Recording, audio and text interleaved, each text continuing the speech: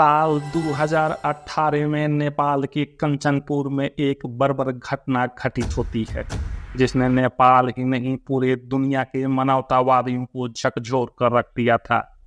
27 जुलाई 2018 को 13 साल की निर्मला पंटा की लाश गन्ने की एक खेत में मिलती है। उसके हत्यारे ने निर्मला के साथ ऐसी बहसीपना की थी कि निर्मला को नेपाल की निर्भया माना जाने लगा था। माना जाता है कि 26 जुलाई 2018 की रात जब उसके माता पिता ने पुलिस स्टेशन में निर्मला के गुमशुदगी की रिपोर्ट करने जाते हैं तो थानेदार जगदीश प्रसाद शराब पीने में व्यस्त रहता है और उनके बातों पर जरा भी ध्यान नहीं देता। शायद उस रात निर्मला को खोज लिया जाता, शायद उसकी जान बचाई जा सकती थी, मगर आज 5 साल से ज़्यादा का वक्त गुजर चुका है, लेकिन उस बेटी को आज तक इंसाफ नहीं मिल सका है। वीडियो में हम जानेंगे क्या थी निर्मला पंटा की पूरी कहानी, उसके हत्यारे ने उसके साथ क्या दरिंदगी किया, ऐसे क्या कारण थे कि नेपाल पुलिस हत्यारों को आज तक सलाखों के पीछे डालने में नाकाम रही। 13 साल की निर्मला पंटा नेपाल के कंचनपुर के भीम बटला गांव में अपने पूरे परिवार के साथ रहा करती थी। वह सरस्वती सेकेंडरी स्कूल की कक्षा 9 की स्टूडेंट थी। साल 2018 में जुलाई का महीना चल रहा था और स्कूल में गर्मी की छुट्टी चल रही थी। निर्मला अक्सर अपने दोस्त रोशनी के घर उसके साथ पढ़ाई करने और डांस सीखने जाया करती थी। रोज की तरह 26 जुलाई 2018 को वो तैयार होकर साइकिल से रोशनी के घर के लिए चल पड़ती है।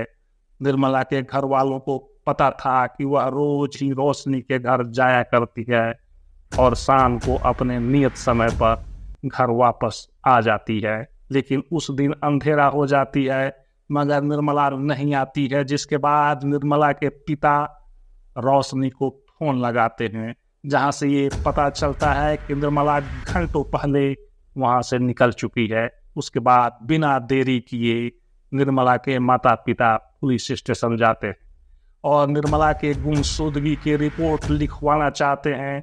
उस दिन इंस्पेक्टर जगदीश प्रसाद ड्यूटी पर थे और ये बताया जाता है कि वो आदमी अपने काम के प्रति कभी भी जवाबदेह नहीं था।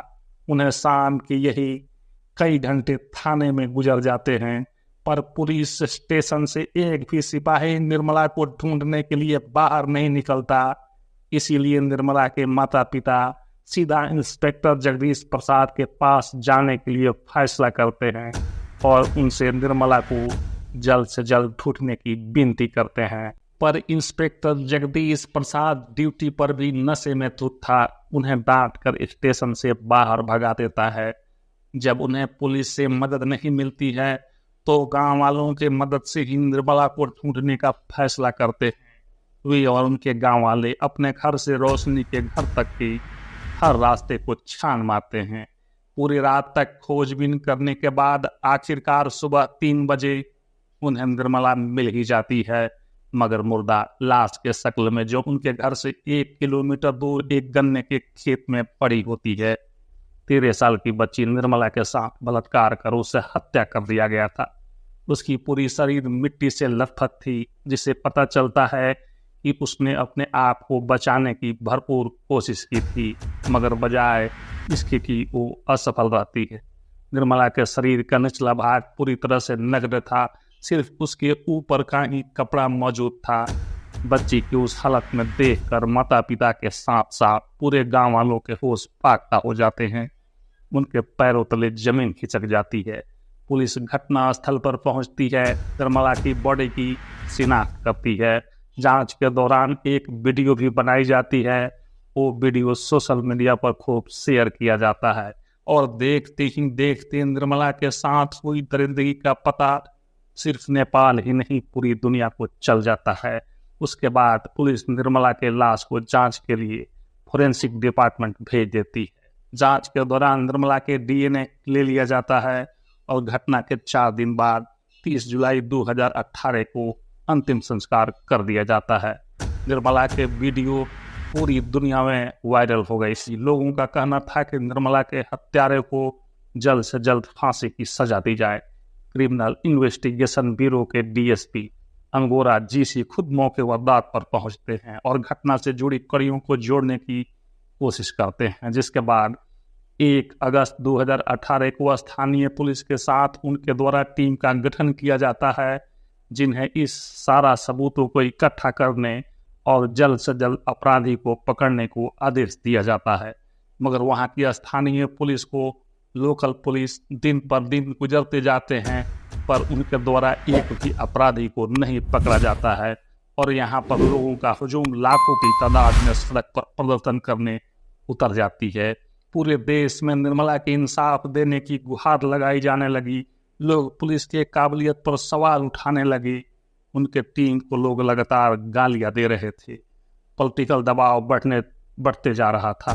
घटना के 25 दिन बाद 20 अगस्त 2018 को ये न्यूज आती है कि निर्मला के कातिल को पकड़ लिया गया है, जिसका नाम दिलीप सिंह बिष्ट बताया जाता है और उसकी उम्र 41 वर्ष बताया जाता है। पुलिस के द्वारा प्रेस कॉन्फ्रेंस करके ये बताया जाता है कि दिलीप सिंह बिष्ट भीम बट्टा वार्ड नंबर 19 का रहने वाला था। वह पहले भी अपनी ही साले के कत्ल के जुर्म में 9 साल जेल की सजा काट कर आया था। उसने निर्मला के हत्या का इल्जाम भी अपने सर ले लिया है। पुलिस के द्वारा ये भी बताया गया कि वह हत्या की जगह पर जाकर अपने कृत्य की हर एंगल से जानकारी भी दी है, जिसमें बताया कि कैसे उसने निर्मला को उस गन्ने के खेत में लाया, कैसे उसके साथ दुष्कर्म करके उसकी हत्या की थी। पुलिस के द्वारा हत्यारा पकड़ा जा चुका था। देशवासियों में संतोष का भाव होना चाहिए था, बजाय इसके पुलिस के लिए लोगों में गुस्सा और भी बढ़ जाता है। जनता फिर से लाखों की संख्या में प्रदर्शन करने लगती है। प्रदर्शन को दबाने के लिए पुलिस को फायरिंग तक करनी पड़ती है, जिसमें समी खान नाम के एक व्यक्ति की मौत तक हो जाती है। ये सब होने के पीछे वजह ये थी कि पुलिस दिलीप की गिरफ्तारी बस इसलिए करती है कि उसने अपने साले की हत्या की थी और उसने अपने पिछले 9 साल जेल में बिताया है। उसने अपना मानसिक संतुलन खो दिया है। इसीलिए हो सकता है कि उसी ने निर्मला के साथ ऐसी दरिंदगी भरा काम किया हो, मगर पुलिस के खिलाफ ऐसी कोई भी पुख्ता दलील नहीं थी कि जिससे ये साबित हो सके कि निर्मला का असली गुनहगार दिलीप ही है। लोगों का कहना था कि पुलिस अपना काम ईमानदारी और भरोसे से नहीं कर रही है और प्रेशर में आकर पुलिस दिलीप को पकड़कर अपना नाकामी छुपा रही है, जिसके बाद दिलीप को रिहा करने के लिए जनता सड़क पर उतर जाती है। मगर पुलिस अपने जांच पर टिकी रहती है और दिलीप को डीएनए टेस्ट के लिए हफ्ते भर के अंदर भेज देती है। ताज्जुब की बात ये निकल कर आती है कि निर्मला के डीएनए से दिलीप की डीएनए मैच नहीं खाती है। अब ये साबित हो जाता है कि दिलीप सिंह बेकसूर था, लेकिन घटना घटे 2 महीने होने वाले था। 16 सितंबर 2018 को नेपाल पुलिस ने एक कमेटी बनाती है जो स्थानीय पुलिस से जुड़े 14 पुलिस वालों पर ही जांच बैठा देती है। पूछताछ करती है कि आखिर क्यों बिना जांच के पुलिस दिलीप सिंह बिष्ट को इस केस का गुनहगार मान रही थी। इस पूछताछ के दौरान चौंका देने वाली बातें सामने आती है, जिसमें यह पता चलता है कि निर्मला के मौत के बाद जब पुलिस जांच कर रही थी तो घटना के सबूतों के साथ छेड़छाड़ की गई थी। वहां के पुलिस महानिरीक्षक दिलराज बिष्ट के द्वारा यह ऑर्डर दिया जाता है कि निर्मला के बॉडी को फॉरेंसिक जांच के लिए भेजा जाए, जबकि ये फॉरेंसिक टीम का काम था कि वह घटना स्थल पर पहुंचे और सबूतों को इकट्ठा करे। निर्मला के पैंट को एसपी के कहने पर ही पानी से धोया जाता है। निर्मला के शरीर को ढका गया था। अगर उस पैंट को धोया नहीं जाता तो उसमें मिले सीमेंट के जांच से कई नई खुलासे किए जा सकते थे। पूछताछ के दौरान ये बताया जाता है कि जब इंस्पेक्टर के द्वारा समय पर जांच का नतीजा नहीं निकल पाई थी और लोगों के अंदर आक्रोश बढ़ता जा रहा था, तो दिलीप सिंह बिष्ट को मोहरा बनाया गया। शक के आधार पर उसे मुख्य आरोपी बना दिया गया। बताते हैं कि दिलीप के साथ थाने में मारपीट और प्रताड़ना करने और दरिंदगी करने के बाद वो कोर्ट में सारा इल्जाम कबूलने को तैयार भी हो गया। पुलिस की काली करतूतें धीरे धीरे लोगों के कान तक पहुंच जाती है और महीनों बीत जाने के बाद निर्मला के दरिंदे नहीं पकड़े जाते हैं तो निर्मला के मां भूख हड़ताल पर बैठने को ठान लेती है और लोगों से उनका समर्थन देने को गुहार लगाती है। वह कानून से निर्मला के असली हत्यारा को पकड़ने की अपील करती है। उन सभी पुलिस अधिकारियों के साथ सख्त कार्रवाई करने की मांग करती है जिन्होंने घटना से जुड़े सभी सबूतों को मिटाने की कोशिश की थी।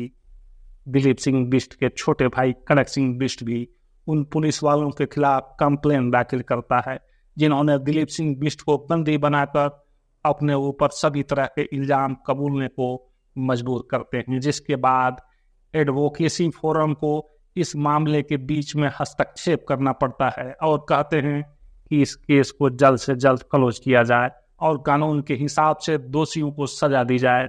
अब इस केस के गहन जांच के लिए गृह मंत्रालय ने ज्वाइंट सेक्रेटरी हरिप्रसाद मनाली के निर्देश में डीआईजी की सहायता से एक जांच कमेटी का गठन किया जिसमें काबिल अफसर की एक टीम तैयार की जाती है और निर्मला के साथ हुई बलात्कार और हत्या की जांच एक नए और आधुनिक तरीके से शुरू होती है जिसके अंदर दोषियों को ढूंढने के लिए 123 नए लोगों के डीएनए टेस्ट किए जाते हैं और 680 लोगों के लिखित बयान दर्ज किए जाते हैं।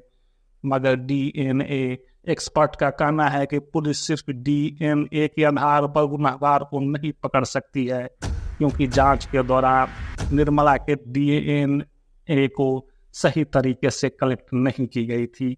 ऐसे में डीएनए रिपोर्ट पर आश्रित रहना ठीक नहीं है। इस कमेटी के द्वारा बनाई गई 138 पेज की रिपोर्ट पेश की जाती है जिसमें जांच समिति स्थानीय पुलिस पर इल्जाम लगाते ये कहती है कि स्थानीय पुलिस की निर्मला पंटा की हत्या और बलात्कार के जांच में लापरवाही की गई है, गैर जिम्मेदाराना रवैया अपनाया गया है और कहा जाता है कि दोषियों की पहचान करने के लिए घटना स्थल पर पर्याप्त मात्रा में पुलिस कर्मियों को भी नहीं भेजा गया था। जहां निर्मला के लाश और कपड़े मिले थे वहां खोजी कुत्ते भी नहीं भेजे गए थे जो इस कड़ी को सुलझाने में एक अहम हिस्सा हो सकते थे। वो अंडरवियर कपड़े जो केस सुलझाने में मददगार हो सकते थे उसे भी पानी से धो दिया गया था और अगले ही पल हॉस्पिटल पहुंचने पर वो सारे कपड़े गायब हो गए थे।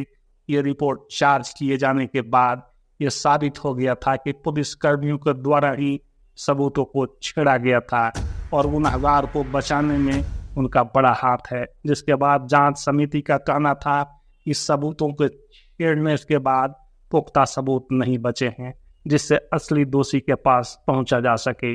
इसीलिए आज तक निर्मला के मां कोर्ट के चक्कर लगा रही है मगर इनका ये केस फाइल में होकर भी कोर्ट के कोने में पड़ी है। नेपाल के निर्भया को इंसाफ मिलने का हम सबको इंतजार रहेगा।